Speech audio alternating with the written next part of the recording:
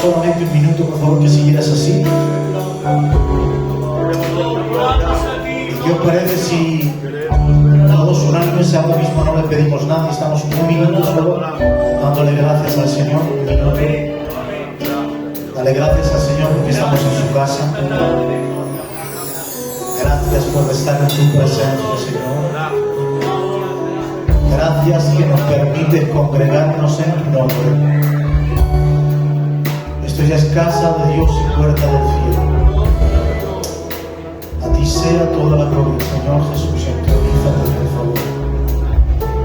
Entronízate en este lugar. Jesucristo, tú eres el motivo, Señor, de que estemos aquí. Maravillosa persona, Espíritu Santo, gobierne cada cosa. Ayúdame, Señor, a predicar tu palabra, te lo ruego, Espíritu Santo. Facilita tu palabra en mi boca, Señor. Hazla fácil, Señor, en este siervo torpe, Señor, que nos ayuda. Gracias por tantos honores, Señor, por tu iglesia. Gracias, Señor. Amén. ¿Le das un fuerte aplauso al Señor?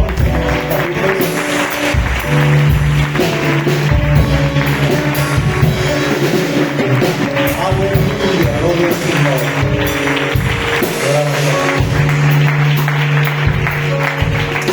Amén. Si encendemos estas luces, amén. Gloria a Dios. Le damos gloria a tu nombre, Jesús. Gracias, gracias. Aleluya, amén. Amén. Gloria al Señor.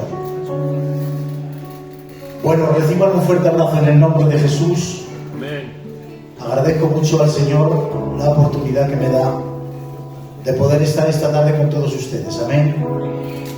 He venido varias veces por León, pero nunca he tenido la dicha de conocerles y me alegra enormemente poder conocer esta iglesia de Jesucristo. Amén. Gloria al Señor. Amén. Bueno, quiero decirles que desde que me llamó su pastor, pues estaba pensando mucho en ustedes.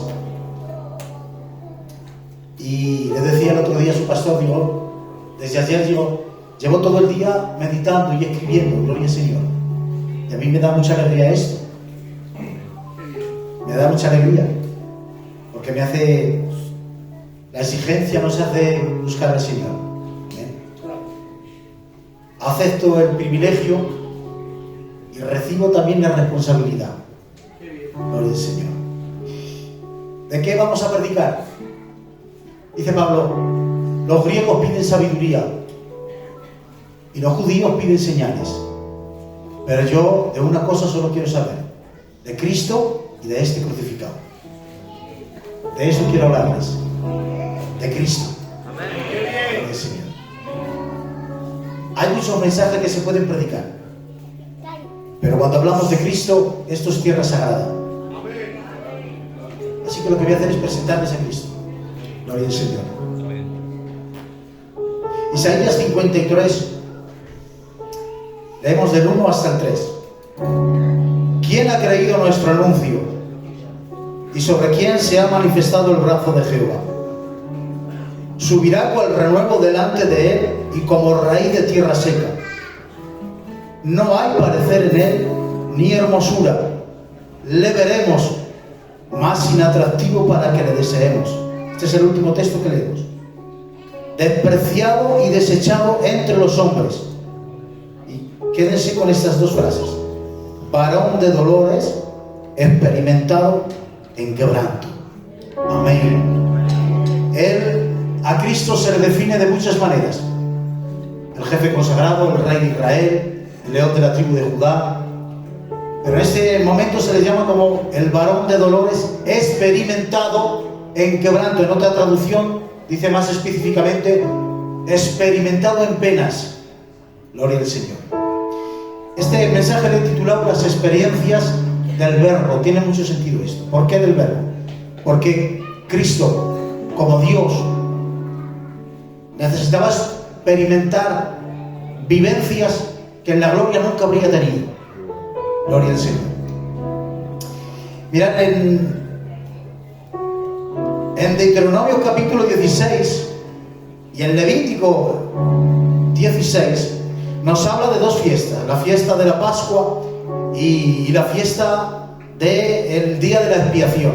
Esas dos fiestas están apuntando al sacrificio de Cristo. Y en las dos fiestas Dios les manda algo a su pueblo. En las dos: comeréis pan de aflicción, os afligiréis. ¿Por qué dice esto el Señor? Porque el ministerio de Cristo iba a estar marcado por el dolor y por el sufrimiento. Por eso se le llama varón de dolores y experimentado en quebrantos. Todo el ministerio de Cristo iba a estar señalado por el dolor y por el sufrimiento. Le iban a acompañar. Lucas 2:17 dice que cuando María da a luz a Jesús, dice que los pastores llegaban, dice, y todos se maravillaban, dice, de lo que los pastores contaban. Dice, pero dice el texto, pero María guardaba todas estas cosas meditándolas. Mientras todos venían a adorar al niño, María, su madre, veía algo más. Entendía otras cosas. Por eso dice el texto que cuando Simeón vio a Jesús, al niño, le dijo a María, este está puesto para caída y para levantamiento de muchos en Israel. Habrá maravillas, ángeles en los cielos, triunfos, y añade, pero a ti una espada traspasará tu alma. Está hablando del dolor y del sufrimiento que iba a pasar. Salmo 126 dice, irán andando y llorando los que llevan la preciosa semilla, pero volverán con regocijo trayendo sus babillas.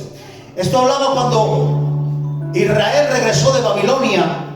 Al regresar de Babilonia, Israel apenas tenían nada, apenas tenían casi ni para comer. Tenían un poquito de trigo y un poquito de grano de trigo. Ahora, el israelita se veía en un conflicto. Tenía un poco de semilla, un poco de grano, y decía, ¿qué hago?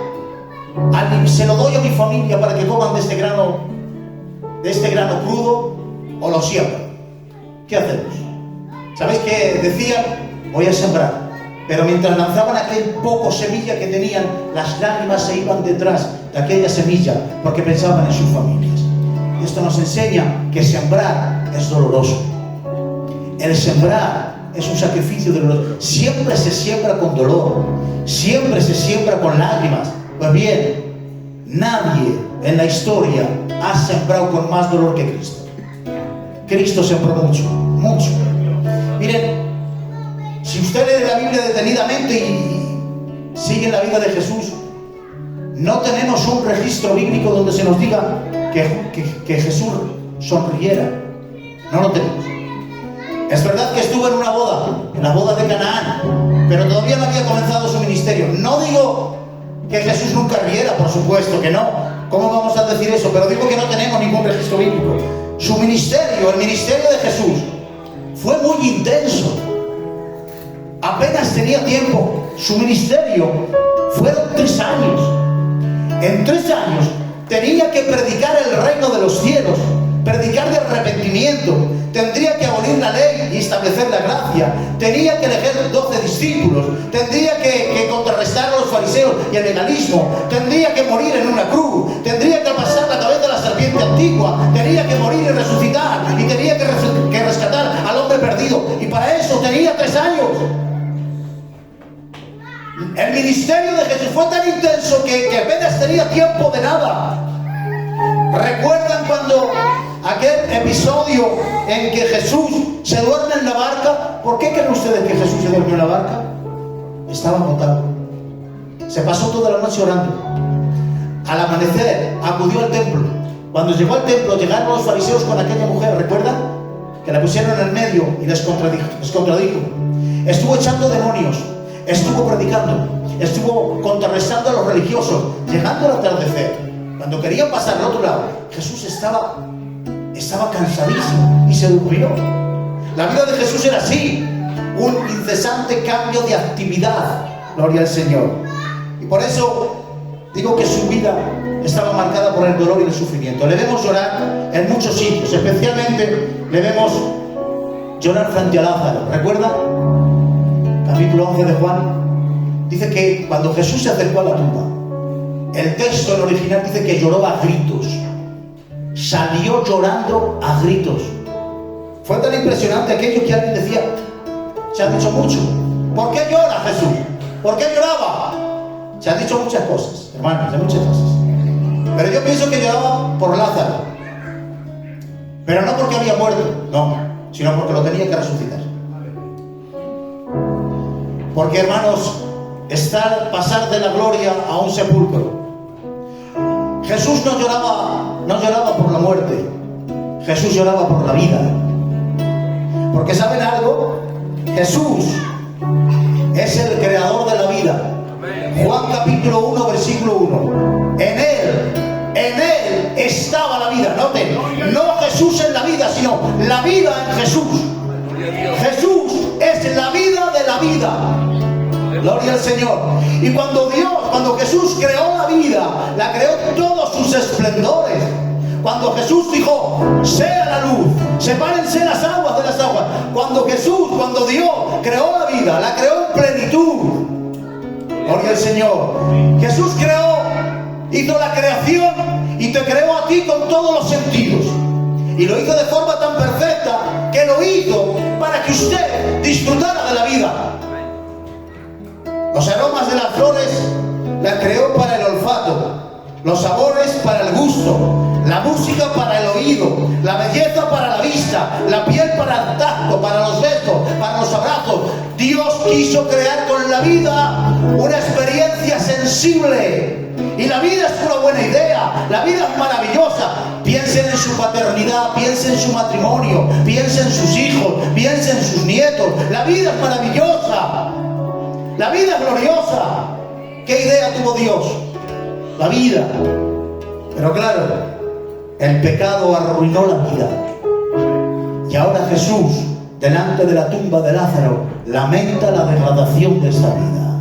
Porque cuando Dios creó la vida, la hizo sin hoyos en la tierra. Gloria al Señor. Jesús, que la alumbró, lamenta la degradación. Y el texto dice, y viendo cómo lloraban, se estremeció. Viendo cómo lloraban los que estaban vivos, Jesús se estremeció. A Jesús le entristeció la tristeza. Amén. ¿Sabéis qué nos enseña? La sensibilidad divina ante la miseria humana. Dios Todopoderoso, sin necesidades, se inclina ante nuestra miseria. Que Dios sea misericordioso es lo mejor que nos podría pasar. Porque escuchen bien, ¿se imaginan ustedes un Dios todopoderoso que no fuese misericordioso? Menos mal que el Dios todopoderoso también es misericordioso. Menos mal. Mirad bien, Marcos 7:34 dice que le llevan a Jesús a un hombre que era sordo. Y Jesús lo aparta y hace un gesto tremendo. Dice que le pone las manos en los oídos, lo acerca, levanta la cabeza al cielo, dice, y salió gimiendo. Un llanto profundo. ¿Cómo lamentaba Jesús la miseria del hombre? ¿Cómo lo lamentaba? Cuando le seguían tanta gente, aquellos 5.000 personas, dice el texto que Jesús volvió y le vio y le dijo, y tuvo compasión de ellos. Esta palabra compasión, en su verbo original, es una palabra rara que significa esplanizomai. Es la ciencia médica que estudia las vísceras. ¿Sabes qué quiere decir? Que cuando Jesús vio aquella multitud, tuvo tanta compasión que le dolió en las entrañas. Bonito. Le dolió. La compasión de Jesús por la vida, en lo que ha declinado y por lo que el hombre tiene que vivir, es terrible. Ver la miseria humana en toda su dimensión le estremeció. ¿Os dais cuenta que Jesús lloraba por muchas cosas? Amén. Lucas 19:41 dice, y cuando llegó cerca de la ciudad, lloró sobre ella. Es cuando Jesús se acerca a Jerusalén y se la queda mirando y sale llorando. Jerusalén, Jerusalén, ¿cuántas veces quise juntarte, pero tú no quisiste? En su paralelo dice, he aquí, tu casa te es dejada desierta. Llora porque la tiene que abandonar. Llora porque la tiene que dejar en sus propias maldades. ¿Por qué? Porque Jerusalén es tan rebelde que no acepta la mano de Dios y de Jesús. Y Jesús lamenta que no reciba su mano. Jerusalén, ¿cuántas sed, pero he ahí que tu casa te es dejada desierta. En otras palabras, Jerusalén, Jesús está haciendo memoria divina. Te mandé a Moisés, fuiste rebelde, pero no pasa nada. Se marchó Moisés, te mandé a Josué para que te guiara, pero tampoco hiciste caso, también fuiste rebelde, pero no pasa nada. Se marchó Josué, mandé a los 70 ancianos, tampoco hiciste caso a los 70 ancianos. Seguí mandándote profetas, después te mandé a Isaías y seguías rebelde, pero no pasa nada. Después de Isaías te mando a Jeremías, y después te mando a Ezequiel, y después te mando a más profetas, pero llega un momento y dice: Jerusalén, soy el último profeta, soy el último sacerdote, soy tu última oportunidad. Jerusalén, después de mí ya no viene nadie. Si no me recibes a mí, solo queda un abismo. Y Jesús lo lamenta. Lamenta que Jesús no te sea suficiente. Porque si Jesús no te es suficiente, yo no tengo evangelio que predicarte. Gloria a Dios. Mirad, Jesús sabía lo que venía, aunque estuvo lamentando y llorando mucho, pero Jesús sabía lo que venía. Él dijo: yo no he venido a ser servido, he venido a servir y a entregar mi vida por muchos. Yo he venido a esto, sea lo que he venido. Hebreos dice: ofrenda no quisiste, más me preparaste cuerpo. ¿Saben para qué preparó ese cuerpo? Ese cuerpo estaba destinado desde antes de la fundación del mundo para morir en una cruz. Amén. Estaba preparado para eso. El destino de ese cuerpo era morir en la cruz. Miren, todo ser humano muere como una consecuencia. Cristo murió como un propósito. Gloria a Dios. Todo el mundo quiere escapar de la muerte. Jesús iba inverso, al contrario. Él vino a buscar a la muerte, de tal manera que cuando estaba en la cruz dijo: muerte, ¿dónde está mi muerte? Y la muerte venía a intentar esconderse.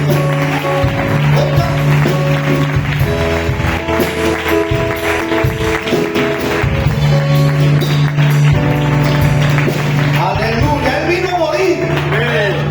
Vino a morir. Hay textos que te rompen la cabeza. Hebreos dice que por la gracia de Dios, quiso que por la gracia de Dios gustase la muerte. Gustase, en su palabra más original significa paladearse. Hermanos, una cosa es comer y engullir, permitirme esa expresión, y otra cosa es paladear las cosas. Jesús no se tragó la muerte, la paladeó. De tal manera que cuando estaba en la cruz le quisieron dar un anestésico para aliviar los dolores, y dice, y probándolo no lo quiso. No quiso ahorrarse ni un sabor amargo de la cruz, quiso probar la cruz. Jesús, voy a decir una paradoja, Jesús vino a vivir la muerte. Aleluya. Dios. Hebreos 5:7 dice: Cristo en los días de su carne, claro, tuvo que ser en los días de su carne, en los días de su gloria era imposible. Tuvo que ser en los días de su carne. En los días de su carne ofreció ruegos.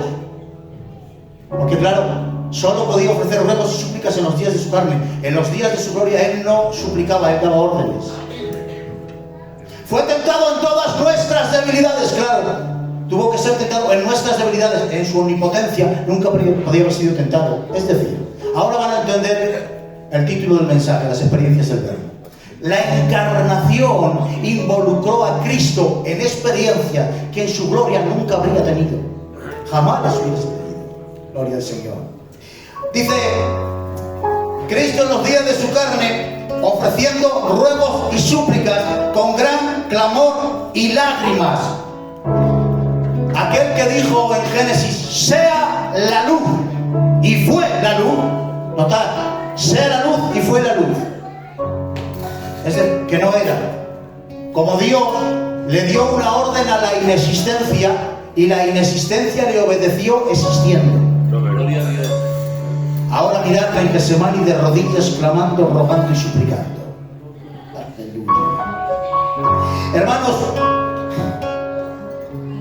lo que nos rompe la cabeza no es que diga sea la luz y fue la luz. Lo que nos rompe la cabeza es que esté suplicando. Jesús está en el monte de la transfiguración, ¿lo recuerdan? Y allí están los discípulos con él. Y dice que Jesús resplandece.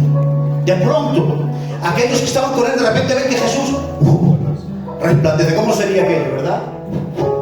¿Qué hacen los discípulos? Quieren levantar unas enramadas. ¿Por qué? Porque los discípulos ven que Jesús resplandeciera, lo ven como un milagro. Pero hermanos, el milagro no es que Jesús resplandeciera. Ese no es el milagro. Porque resplandecer en Jesús es lo normal. El gran misterio es saber cómo hizo durante 33 años para velar tanta gloria. ¿Cómo hizo? ¿Cómo hizo para esconder tanta magnificencia? Ese es el milagro. El milagro no es que resplandezca. El milagro es que no resplandezca.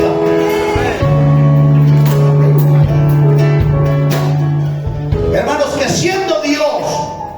siendo Dios sustenta el universo, eso es de fe. Lo que es un desafío es la encarnación del verbo. Eso es un desafío. Crear el universo siendo impresionante, eso es entendimiento de fe. ¿Qué dice el autor de los Hebreos, capítulo 11? Por la fe entendemos que el universo ha sido creado por la palabra de Dios. Por la fe lo entendemos, ya está, sin confusiones. ¿Sabéis qué es lo que nos marea? Lo que nos marea es que estuviese en la gestación de un embrión dentro del vientre de una mujer. ¿Cómo es eso? Se dice Salomón: he aquí que los cielos de los cielos de los cielos no te pueden contener, cuanto menos esta casa que yo he edificado. Salomón, después de que edificó el templo, después de que lo terminó, cuando yo lo terminó, parece que tuvo una revelación y pudo contemplar el borde de las orillas de su manto y dice que tenemos un problema de medidas. No cabes. ¿Cómo vamos a hacer para que entres en el templo? Pero miren bien, dice Marcos, y Jesús entrando en el templo. Salomón, tú no tienes la solución. Tú no puedes hacer una casa tan grande como yo. Me autolimitaré para que yo pueda entrar en tu templo.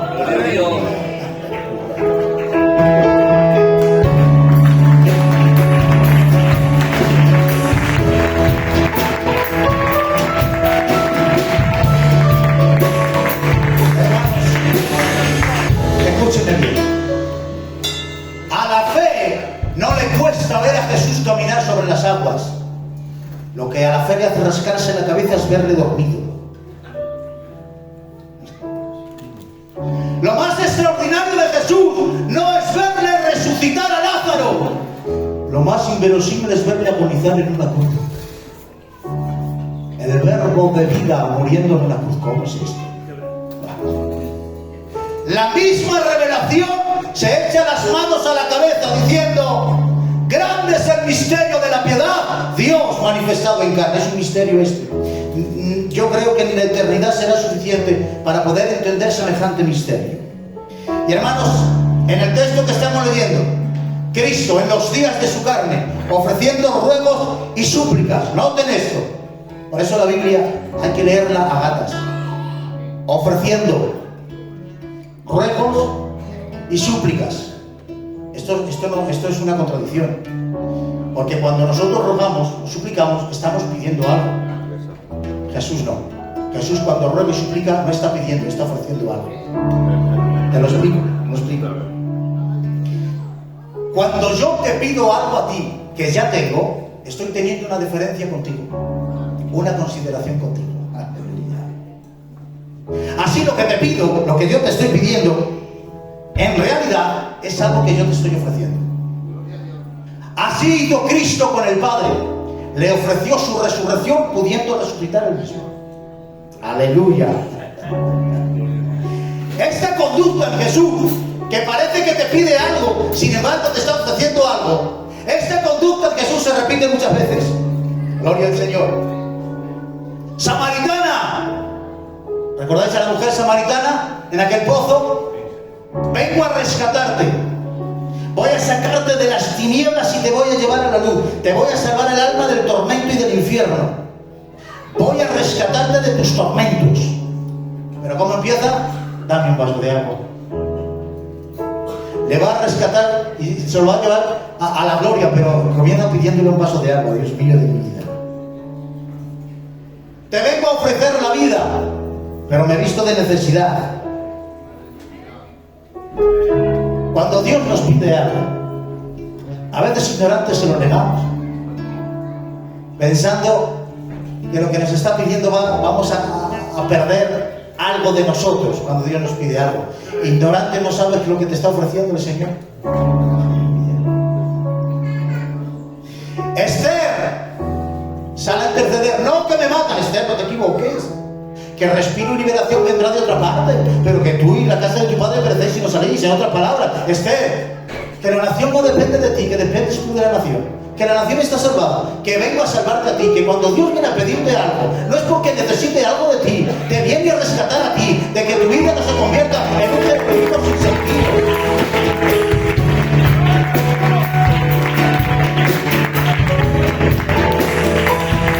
Viuda de Sarepta, que sales de la puerta de tu casa diciendo que te vas a morir, pero vengo delante de ti a pedirte que me hagas una torta en el fuego. Estás a punto de morirte, pero la manera que tengo de salvarte es que me hagas una torta. Tus manos tendidas, tus años, tu servicio, no le están dando nada a Dios. Es Dios quien te está ofreciendo a ti, que formas parte del plan. No te debe nada, se lo dejes tú todo a Él. Aleluya.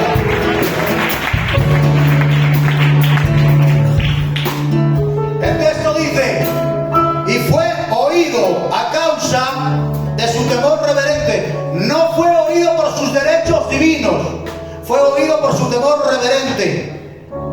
Dios mío, lo que Cristo tenía como Dios, lo alcanzó como hombre.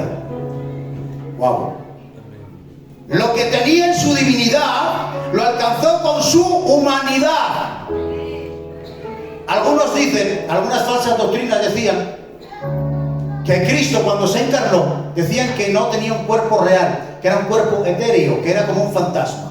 Es una falsa doctrina terrible. ¿Por qué decían esto? Porque decían, la divinidad no puede hacerse hombre, porque si la divinidad se hace humano, sería rebajar la divinidad. Jesús cambió todo eso.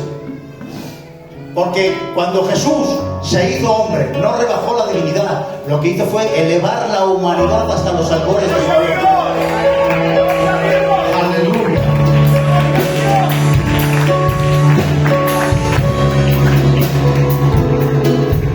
Cuenta una historia que un rey tenía un hijo que estaba a punto de tomar el trono, este hijo. Y todo el pueblo le tenía en descrédito al hijo. Y le tenía diciendo que no se merecía el trono, porque no había salido a ninguna batalla, no había ganado ninguna guerra, no había hecho nada, y todos como que le tenían en descrédito. ¿Sabéis qué hizo este hombre? Se fue en batalla, salió en batalla. Y después de mucho tiempo, mientras todos esperaban, le vieron regresar. Y le vieron regresar con botines, le vieron regresar con un ejército, y le vieron regresar con muchos prisioneros, y le vieron regresar con marcas y cicatrices por la batalla, y le abrieron las puertas diciendo: realmente merecía ser rey. Mirad, a Jesús no hacían más que ponerle en entredicho. No hacían más que ponerle en entredicho. Satanás, que Jehová los reprenda y te machaque, se le encontró en el desierto y le dijo: si eres tú. No, Jesús estuvo continuamente en entredicho. Pilato se le queda mirando y dice: ¿eres tu rey? Hasta el malhechor de la cruz le dijo: si eres tú. No hacían más que ponerle en entredicho si era rey o no era rey. Pero mirad lo que dice Filipenses capítulo 2: que él no estimó el ser igual a Dios como cosa que aferrarse, sino que se despojó a sí mismo, tomando forma de siervo, hecho semejante a los hombres, y estando en la condición de hombre, se humilló a sí mismo, haciéndose obediente hasta la muerte, y muerte de cruz. Amén. Así Cristo salió en batalla, como este hombre. De su gloria se despojó y empezó a descender para ir a esta batalla, pisando tierra maldita. Y después dice el texto, haciéndose obediente hasta la muerte y muerte de cruz. Pero dice el texto: por lo cual, es decir, por esa razón, por lo cual Dios lo exaltó hasta lo sumo y le dio un nombre que es sobre todo nombre, para que en el nombre de Jesús todas las rodillas se doblen y todo el mundo confiese que Jesucristo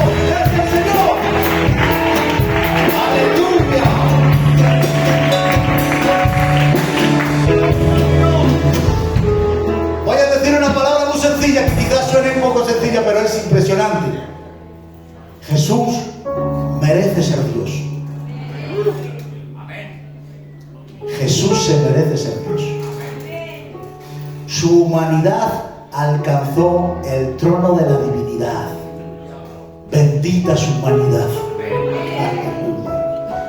Por eso dice Hebreos 4:14, teniendo un gran sumo sacerdote que traspasó los cielos. Este traspasar es como pegar una patada y un puntapié a la puerta. ¡Bum! No tuvo que pedir permiso. No tuvo que pedir permiso a nadie. Entró a la gloria con derechos propios.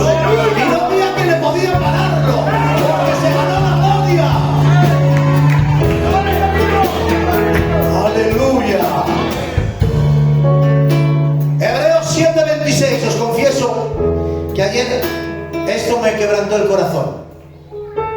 Espero no enredarme yo y saber explicarlo. Hebreos 7:26. Porque tal sumo sacerdote nos convenía. Subrayen esta palabra, nos convenía. Santo, inocente, sin mancha, apartado de los pecadores y hecho más sublime que los cielos. Tal sumo sacerdote nos convenía. ¿Quién? A nosotros. Mirad lo que dice Hebreos 2:10. Porque convenía, otra vez esa palabra. ¿A quién? A aquel por cuya causa son todas las cosas, y porque en todas las cosas subsisten, que habiendo de llevar muchos hijos a la gloria, perfeccionarse por aflicciones al autor de la salvación de ellos. Yo sé que esto son muchas cosas. Porque convenía a aquel por cuya causa son todas las cosas, que fuese perfeccionado por medio de aflicciones. En este texto, está los padecimientos de Cristo juntamente con la omnipotencia. En el mismo texto habla de la omnipotencia de Cristo, por cual sustenta todas las cosas, y el padecimiento de Cristo. Y dice el texto, le convenía. ¿A quién le conviene el padecimiento? Al que sustenta el universo. ¿Puede ser? A Cristo le convenía el padecimiento del sufrimiento, aunque era todopoderoso y aunque era Dios. ¿Por qué le convenía? Porque había un requisito sacerdotal, que para presentar ofrenda e interceder por los demás hombres, él necesitaba compadecerse de los demás, porque él mismo padece las mismas debilidades. Cristo necesitó la experiencia del sufrimiento para compadecerse de nosotros, para que su sacerdocio alcanzara el requisito de la compasión. A Cristo le convenía el sufrimiento, y a nosotros nos convenía un sumo sacerdote todopoderoso, pero que además pueda compadecerse de nosotros. ¡Aleluya! Miren esto. Él dice que fue tentado en todo, pero sin pecado.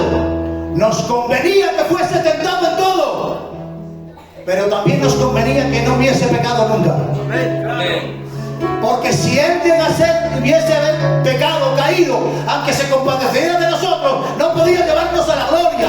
Pero gracias a que fue tentado en todo, como todos nosotros, pero no pecó. Cuando él entró a la gloria, nosotros entramos con él. ¿Os des cuenta de la conveniencia del sacerdocio de Cristo? Aleluya. Y dice el texto, porque nosotros no tenemos un sumo sacerdote que no pueda compadecerse. Nosotros no tenemos. Él, Cristo, sí lo tuvo. Nosotros no tenemos un sumo sacerdote que no pueda compadecerse. Él, Cristo, tuvo sacerdotes que no se compadecieron. Anás y Caifás no se compadecieron de él. Tuvo más compasión un pagano romano como Pilatos que los sacerdotes. Le golpean el rostro y le escupen a la cara delante de los sacerdotes, y los sacerdotes no hicieron nada. Pilatos lo quiere salvar y le somete a la flagelación, dejándole las espaldas en carnes vivas. ¿Sabéis para qué es Dios Pilato? Flagelándole, golpeándole, descuartizándole las espaldas. Lo presento, tendrán compasión de él y lo libramos. Después de semejante tortura, que llegó con las espaldas descuartizadas, lo puso delante de los sacerdotes, y los sacerdotes no tuvieron compasión de él.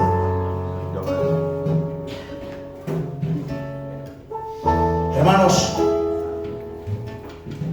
Él experimentó todas las tragedias de todos los seres humanos.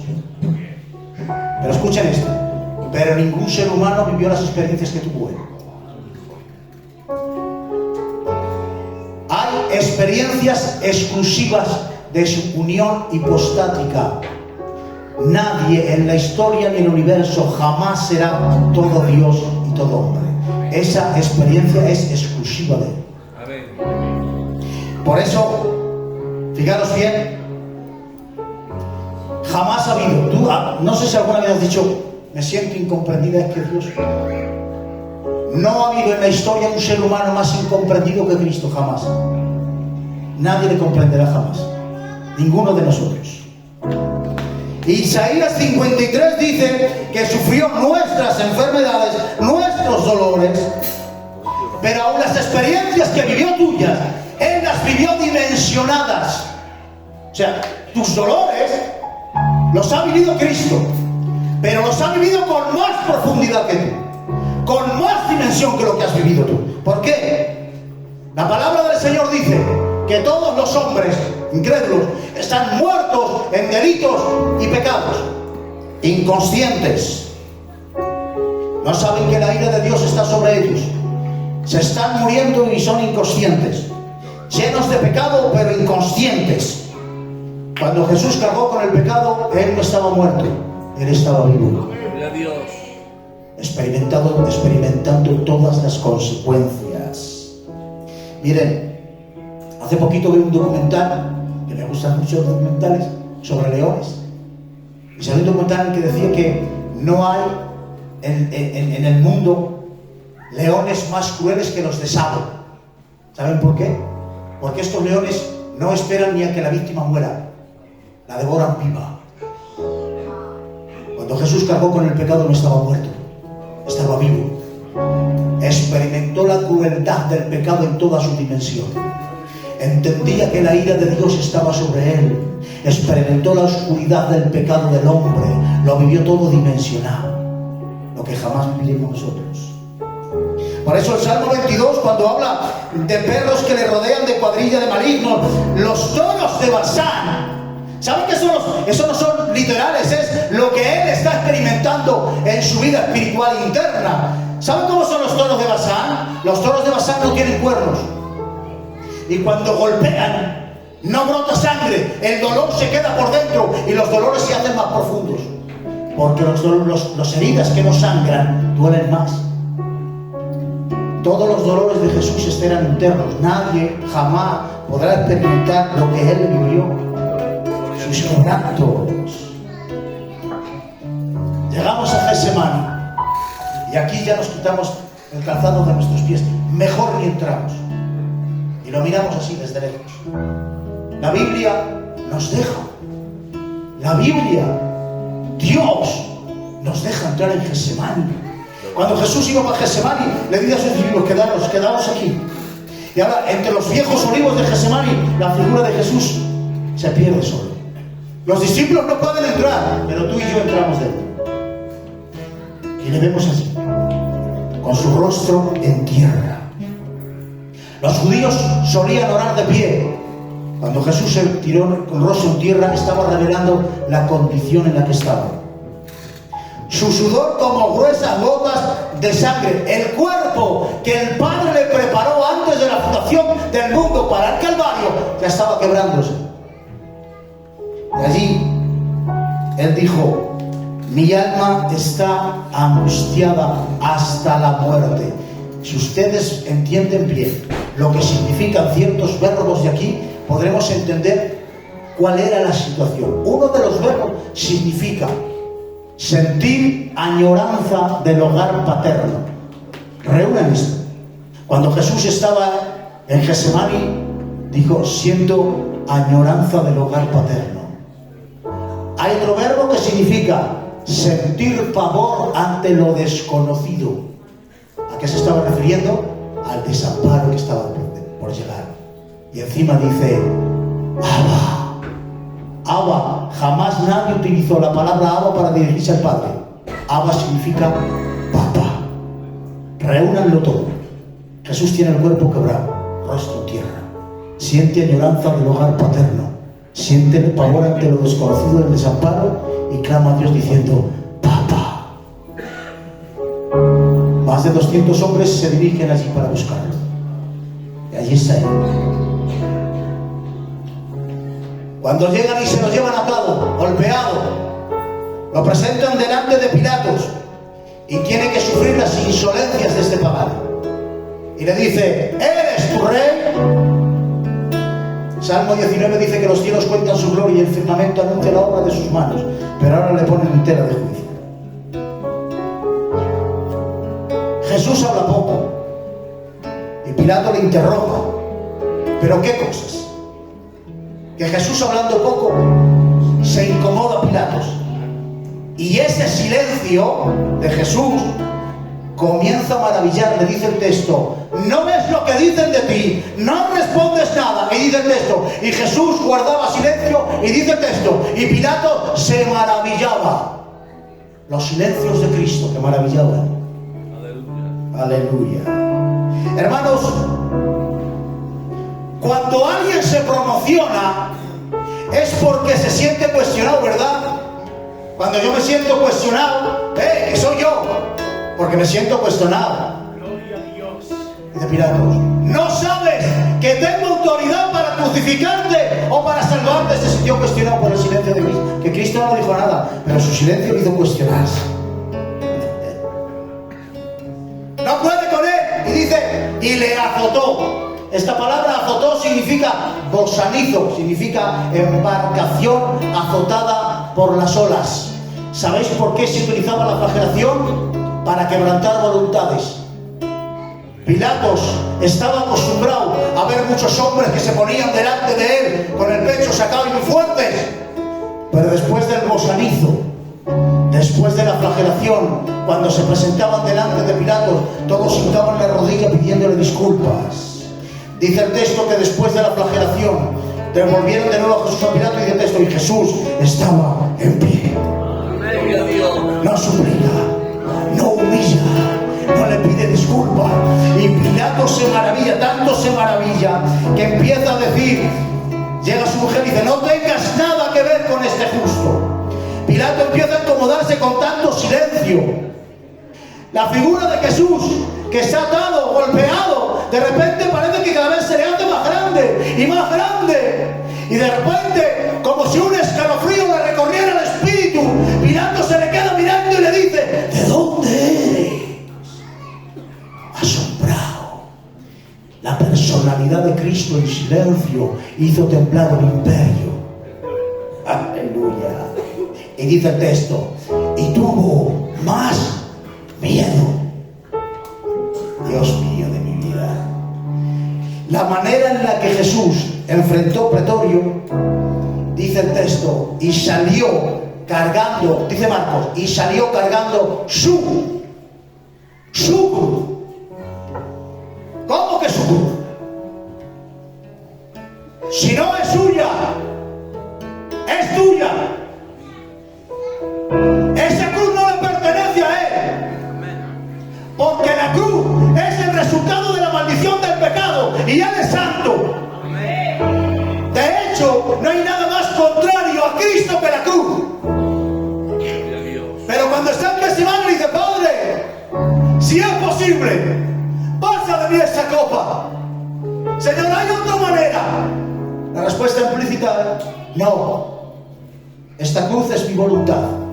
Era una cruz ajena, pero aquella cruz ajena, cuando Jesús entendió que era del Padre, voluntad del Padre, la hizo suya y se abrazó a ella. Te voy a decir cuál es lo que más te va a hacer sufrir en la vida: luchar contra la soberanía de Dios. Eso es lo que más te va a hacer sufrir. Hay cruces que te parecen ajenas y luchamos contra ellas. Te voy a decir algo: hay cruces que son inevitables y vamos a pasar por ellas. Tienes dos opciones: hacerlo con una rebelión contra Dios, o abrazarte a ella aceptando que es voluntad del Padre. Jesús en la cruz tuvo Padre. No es lo mismo. Pasar por nuestras cruces con padre que sin padre no es lo mismo. No luches contra la soberanía de Dios y abrázate a ella aceptando. ¿Sabéis por qué hay Getsemanis que se prolongan? El que comenzó Getsemaní fue Jesús, pero ¿sabéis quién lo terminó? Jesús. ¿Sabéis por qué muchos de nuestros Getsemanis se prolongan? Porque no aprendemos a decir: Señor, hágase tu voluntad. Por eso tus conflictos, por eso. Llega la cruz con sus dolores. ¿Sabéis que en la cruz se pasaba tanto dolor, que no había una palabra que pudiera definir tanto dolor? Y en aquel tiempo tuvieron que inventar una palabra precisamente para definir los dolores de la cruz. ¿Sabéis cómo le llamaron? Dolor excruciante. No voy a ser excesivo, no quiero ser excesivo. Salmo 22 dice: he sido derramado como agua, se estaba deshidratando. Todos mis huesos se descoyuntaron al levantarle la cruz. Se estiraron tanto los brazos que le descoyuntaron. Mi corazón fue como cera derritiéndose en medio de mis entrañas. Horadaron mis manos y mis pies, contar puedo todos mis huesos. Cuando Jesús estaba en el Calvario y los brazos se estiraban tanto, de su propio peso no podía respirar porque los pulmones estaban contraídos. ¿Sabéis qué tenía que hacer? Tenía que empujar hacia arriba para coger un poco de aire, pero ¿sabéis qué pasaba? Que el madero no era liso, estaba lleno de aristas y que acababan de flagelarlo, tenía las espaldas descuartizadas y en carne viva. Cuando empujaba hacia arriba, los dolores que le pasaban en la columna vertebral como relámpagos, cogía una bocanada de aire y caí otra vez. Terribles los dolores físicos de Cristo en la cruz, terribles. Pero me vuelve loco esto, dice el Salmo 32: contar puedo todos mis huesos. Dice: entre tanto. ¿Cómo? A ver, hermanos, cuando tú te das un golpecico en el dedo, cuando te das un golpecico, te centra tanto ese dolor en tu dedo que tú no sabes lo que está pasando nada alrededor. Por un golpecico, el dolor nos sumerge en nuestro propio dolor y no te das cuenta de lo que pasa. ¿Cómo puede decir aquí Cristo: me están triturando, me falta el aire, los clavos me están traspasando, los dolores como relámpagos? Entre tanto está pasando otra cosa que le está llamando tanto la atención, más atención que los propios dolores físicos. ¿Qué es? Dice: entre tanto ellos. ¿Quién son ellos? Vamos a ver quién son ellos. Cuando crucificaron a Jesús era la Pascua. Jerusalén era un hervidero de gente, de tanta gente que había. El Gólgota estaba a la entrada de Jerusalén, de tal manera que pasaban cantidades y cantidades de gente. Tanta gente que los define como todos los que pasaban: sacerdotes, escribas, fariseos, ancianos, ladrones, romanos, algunos de los que estaban. Un montón de gente pasaba y él estaba en la cruz. Estaba desnudo, desfigurado. Le llamaban maldito por morir en una cruz. Y ahora entendéis esto: entre tanto ellos me miran y me observan. Literalmente dice: estiran la boca y mueven el labio. O sea, está crucificado. Los dolores son terribles, pero esa experiencia tan dolorosa no le impide ver cómo los murmullos de la gente que está alrededor, la vergüenza, el vituperio, le ridiculizaban. Y esa experiencia en Cristo fue terrible. Una de las peores, ¿sabéis cuál fue? No dice que Él es hijo de Dios. ¿No es Dios su Padre? Uno de los tormentos del Salmo 42 dice: todos me dicen, ¿dónde está tu Dios? Una de las mayores ofensas que recibió Cristo en la cruz es que le decían que Él no era hijo de Dios. Dios no es tu Padre. Si no, no estarías ahí. Eso fue terrible para el Hijo y fue terrible para el Padre, porque el Padre estaba estaba presente. Eso de que Jesús le abandonó no es así. No es lo mismo abandonar que desamparar. Él volvió el rostro. Pero miren esto.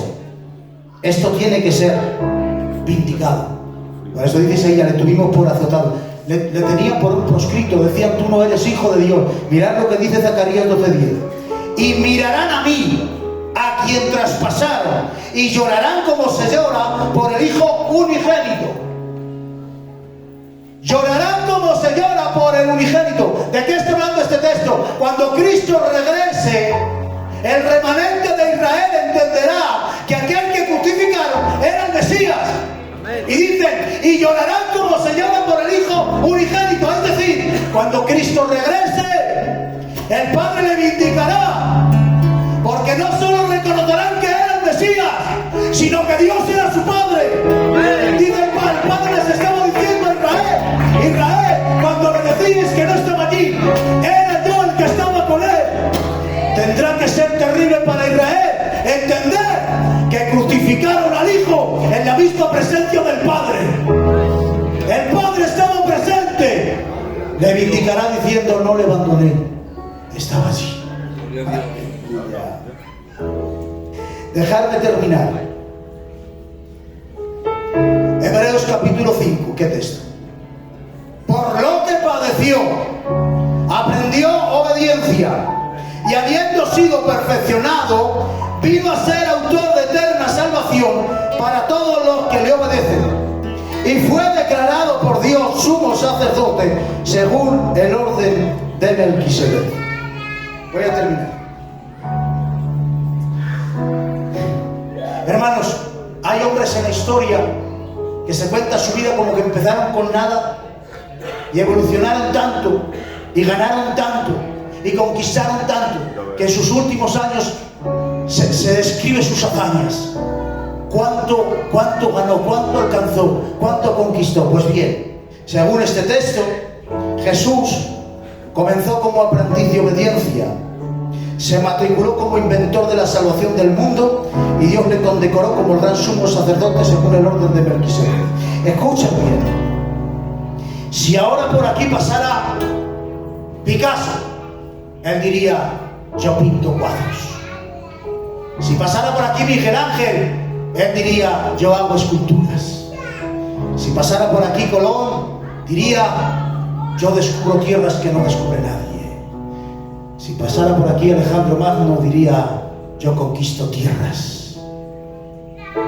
Si hoy pasara por aquí Jesús, él levantaría sus manos horadadas diciendo, yo perdono pecados, rescato alma de los infiernos, he aplastado la cabeza a la serpiente antigua y he justificado su justicia.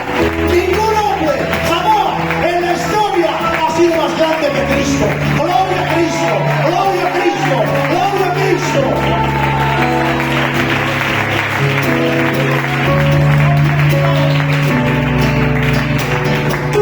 Hermanos, me es imposible, pastor, me es imposible,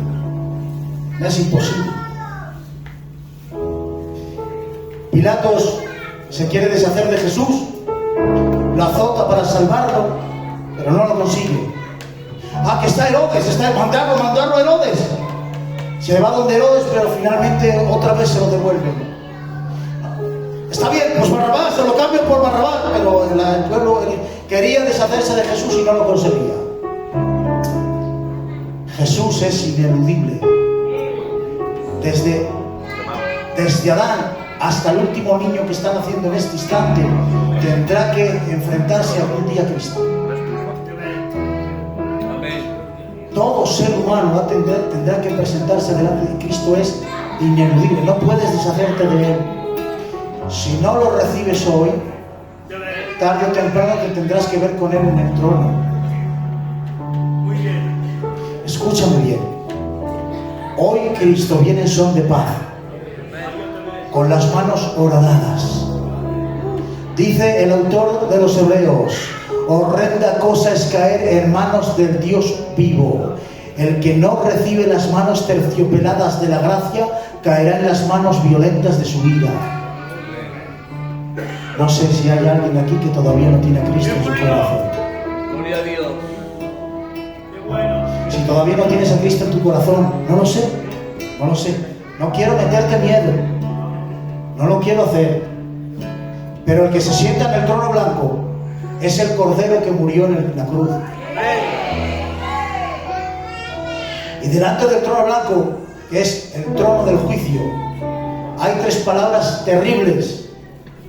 Dice, y los libros fueron abiertos, y los muertos fueron juzgados por el libro de la vida. Notad, los muertos no serán juzgados por el libro de los muertos, serán juzgados por el libro de la vida. ¿Sabes qué significa esto? Que el mundo ha decaído tanto en su pecado, que hay pecados que ya no cuentan como pecado. En el trono de Cristo se pagan hasta los susurros. Aquellos que tu conciencia no te condena, delante de Cristo son pecados horrendos. Y sigue diciendo el texto, y los cielos y la tierra huyeron de delante de él. Si quieres escaparte o esconderte en algún rincón de la tierra te dirá, yo también estoy intentando esconderme de él y no lo consigo. Y cada uno, tú y él, no puedes llamar a ningún gitanico que te defienda. No puedes contratar ningún abogado para que defienda tu causa. Ni padre, ni madre, ni hermanos, ni familia. Tú y él, solos, frente a frente, cara a cara. Pero la palabra más terrible es esta. Y cada uno estaba en pie. En pie. No se te permite ponerte de rodillas, porque ponerse de rodillas es un privilegio del redimido en tiempos de gracia. Allí se acabó la gracia. No podrás ponerte de pie, no podrás ponerte de rodillas. No valdrá la misericordia ya. Si tienes dudas, si no estás seguro, esto no es la ruleta rusa.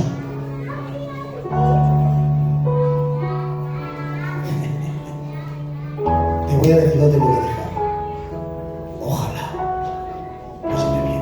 Ojalá que Cristo nunca tenga que recordarte este culto.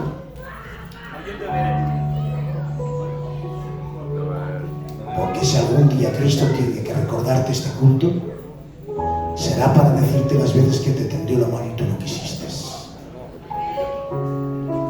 Ojalá este culto se te olvide, pero tú te vayas para casa con Cristo. Necesito apagar la luz un minuto. ¿Puede ser? Si alguien, espero que todos tengáis a Cristo en el corazón, pero no me puedo marchar de aquí sin hacer una invitación. Si alguien quiere recibir a Cristo, aquí está el pastor y aquí están los siervos. Por favor, no lo dudes. Mientras cantamos una alabanza, si tu corazón te está golpeando, no te vayas para casa sin Cristo. Recibe a Cristo en tu corazón. Gracias. Una alabanza, por favor.